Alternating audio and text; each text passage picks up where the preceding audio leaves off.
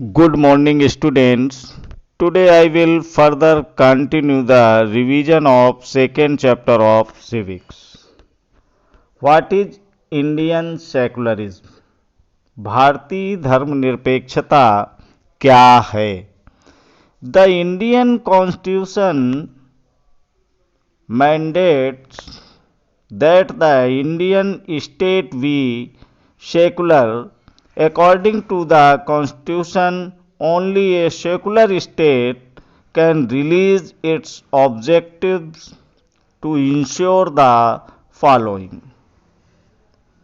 भारतीय संविधान में कहा गया है कि भारतीय राज्य धर्मनिरपेक्ष रहेगा और हमारे संविधान के अनुसार केवल धर्मनिरपेक्ष राज्य ही अपने उद्देश्यों को साकार करते हुए निम्नलिखित बातों का ख्याल रख सकता है कि number first, that one religious community does not dominate another. कोई एक धार्मिक समुदाय किसी दूसरे धार्मिक समुदाय को ना दबाए। Number second, that some members do not dominate other members of the same religious community. कुछ लोग अपने ही धर्म के अन्य सदस्यों को ना दबाएं। और number third, that the state does not enforce any particular religion nor take away the religious freedom of individuals। राज्य ना तो किसी खास धर्म को थोपेगा और ना ही लोगों की धार्मिक स्वतंत्रता छीनेगा। The Indian state works in various ways to prevent the above domination। इस तरह के दबदबे को रोकने के लिए भारतीय राज्य कई तरह से काम करता है। First, it uses A strategy of distancing itself from religion. पहला तरीका यह है कि वह खुद को धर्म से दूर रखता है। The Indian state is not ruled by a religious group and nor does it support any one religion. भारतीय राज्य की बागडोर ना तो किसी एक धार्मिक समूह के हाथों में है और ना ही राज्य किसी एक धर्म को समर्थन देता है। In India government spaces like law courts, police stations, government schools and offices are not supported to display और promote any one religion. Bharat में कचहरी, थाने, सरकारी विद्यालय और दफ्तर जैसे सरकारी संस्थानों में किसी खास धर्म को प्रोत्साहन देने या उसका प्रदर्शन करने की अपेक्षा नहीं की जाती है। In the above story board, the celebration of the religious festival within the school would have been a violation of the government's policy of treating all religions equally। उपरोक्त चित्र कथा पट्ट में स्कूल के भीतर किसी धार्मिक त्योहार का आयोजन सभी धर्मों के साथ एक जैसा व्यवहार करने की सरकारी नीति के खिलाफ होता। Government schools can not promote any one religion other in their morning prayers or through religious celebration. सरकारी स्कूल अपनी प्रातःकालीन प्रार्थनाओं या धार्मिक आयोजनों के जरिए किसी एक धर्म को बढ़ावा नहीं दे सकते. This rule does not apply to private schools. यह नियम निजी स्कूलों पर लागू नहीं है. The second way in which Indian secularism works to prevent the above domination is through a strategy of non-interference. धार्मिक वर्चस्व को रोकने के लिए भारतीय धर्मनिरपेक्षता का दूसरा तरीका है अहस्तक्षेप की नीति. This means that in order to respect the sentiments of all religions and the interfere with religious practices, the state makes certain exception for particular religious communities. धार्मिक क्रियाकलापों, इसका मतलब यह है कि सभी धर्मों की भावनाओं का सम्मान करने और धार्मिक क्रियाकलापों में दखल न देने के लिए राज्य कुछ खास धार्मिक समुदायों को कुछ विशेष छूट देता है. In the above storyboards, Paramjit the Sikh youth did not have to wear a helmet. इस चित्रकथा पट में सिख युवक परमजीत को हेलमेट पहनने की जरूरत नहीं है. This is because the Indian state recognizes the wearing a pagri turban is central to a Sikh religious practice, and in order not to interfere, this allows an exception in the law. कारण यह है कि भारतीय राज्य इस बात को मान्यता देता है कि पगड़ी पहनना सिख धर्म की प्रथाओं के मुताबिक महत्वपूर्ण है. लिहाजा इन धार्मिक आस्थाओं में दखलंदाजी से बचने के लिए राज्य ने कानून में रियायत दे दी है. The third way in which Indian secularism works to prevent the domination listed earlier is through a strategy of intervention. धार्मिक वर्चस्व को रोकने के लिए भारतीय धर्मनिरपेक्षता का तीसरा तरीका हस्तक्षेप का तरीका है. You read earlier in the chapter about untouchability.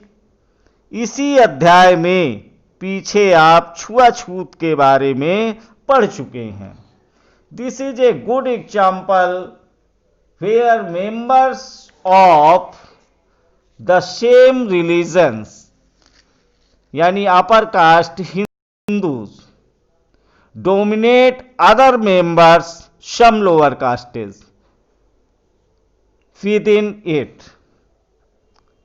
यह इस बात का उपर्युक्त उदाहरण है कि किस तरह एक ही धर्म के लोग ऊंची जात के हिंदू अपने ही धर्म के अन्य सदस्यों, कुछ निचली जातियों को दबाते हैं। In order to prevent this religion based exclusion and discrimination of lower castes, the Indian Constitution bans untouchability. धर्म के नाम पर अलग थलग करने और भेदभाव को रोकने के लिए भारतीय संविधान ने छुआछूत पर पाबंदी लगाई है। In this instance, the state is intervening in religion in order to end a social practice that is believes, discriminates and excludes, and that violates the fundamental rights of lower castes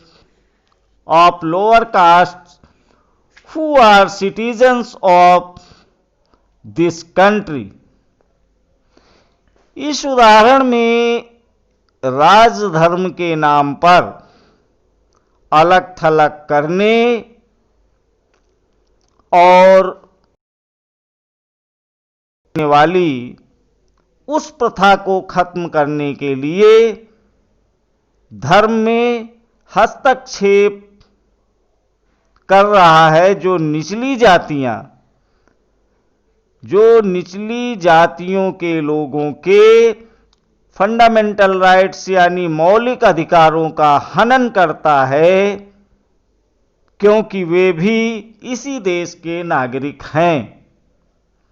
similarly, to ensure that laws relating to equal inheritance rights are respected, the state may have to intervene in the religion-based personal laws of communities. इस तरह माँ बाप की संपत्ति में बराबर हिस्से के अधिकार का सम्मान करने के लिए राज्य को समुदायों के धर्म पर आधारित निजी कानूनों में भी हस्तक्षेप करना पड़ता है। The intervention of the state can also be in the form of support. The Indian Constitution grants the rights to religious communities to set up their own schools and colleges. राज्य का हस्तक्षेप सहायता के रूप में भी हो सकता है। भारतीय संविधान धार्मिक समुदायों को अपने स्कूल और कॉलेज खोलने का अधिकार देता है। It also gives them financial aid on a non-professional basis. गैर प्राथमिकता के आधार पर राज्य से उन्हें सीमित आर्थिक सहायता भी मिलती है। In what way is Indian secularism different from that of other democratic countries? भारतीय धर्मनिरपेक्षता दूसरे लोकतांत्रिक देशों की धर्मनिरपेक्षता से किस तरह अलग है? Some of the above objectives are similar to those that have been included in the Constitution of secular democratic countries in other parts of the world. ऊपर दिए गए तीनों उद्देश्य दुनिया के अन्य धर्मनिरपेक्ष लोकतांत्रिक देशों के संविधान में दिए गए उद्देश्यों से मिलते जुलते हैं। For example, the first amendment of the US constitution prohibits the legislature from making laws respecting an establishment of religion or that prohibit the free exercise of religion। अमेरिकी संविधान में हुए पहले संविधान संशोधन के जरिए विधायिका को ऐसे कानून बनाने से रोक दिया गया है जो धार्मिक संस्थानों का पक्ष लेते हैं हों या धार्मिक स्वतंत्रता को रोकते हों।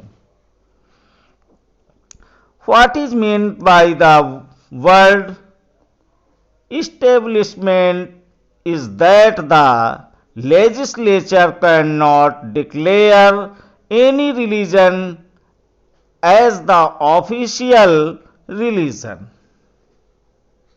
इसका मतलब है कि विधायिका किसी भी राजकीय धर्म घोषित नहीं कर सकती, nor can they give preference to one religion। न ही विधायिका किसी एक धर्म को ज्यादा प्राथमिकता दे सकती है। In the USA the separation between state and religion means the neither the state nor religion can interfere in the affairs of one another।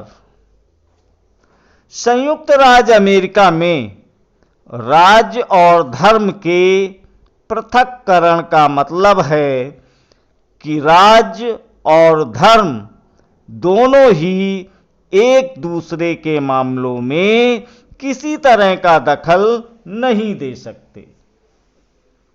There is significant way in which Indian secularism differs from the dominant understanding of secularism as practiced in the United States of America। शायद आप समझ गए होंगे कि भारतीय धर्मनिरपेक्षता और अमेरिकी धर्मनिरपेक्षता के बीच एक अहम फर्क है। This is because unlike the strict separation between religion and the state in American secularism, in Indian secularism the state can intervene in religious affairs। ऐसा इसलिए है कि अमेरिकी धर्मनिरपेक्षता में धर्म और राज्य के बीच स्पष्ट अलगाव के विपरीत भारतीय धर्मनिरपेक्षता में राज्य को धार्मिक मामलों में हस्तक्षेप करने की छूट दी गई है। You have read about how the Indian constitution intervened in Hindu religious practices in order to abolish untouchability। आप पढ़ चुके हैं कि किस तरह भारतीय संविधान ने छुआछूत को खत्म करने के लिए हिंदू धार्मिक क्रियाकलापों में हस्तक्षेप किया है। In Indian secularism through the state is not strictly separate from religion. It does maintain a principled distance with religion. भारतीय धर्मनिरपेक्षता में राज्य धर्म से अलग हो, लेकिन धर्म से उसका फासला सैद्धांतिक है। This means that any interference in religion by the state has to be based on the ideals laid out in the constitution. इसका मतलब यह है कि संविधान में दिए गए आदर्शों के आधार पर राज्य किसी भी धर्म के मामलों में हस्तक्षेप कर सकता है।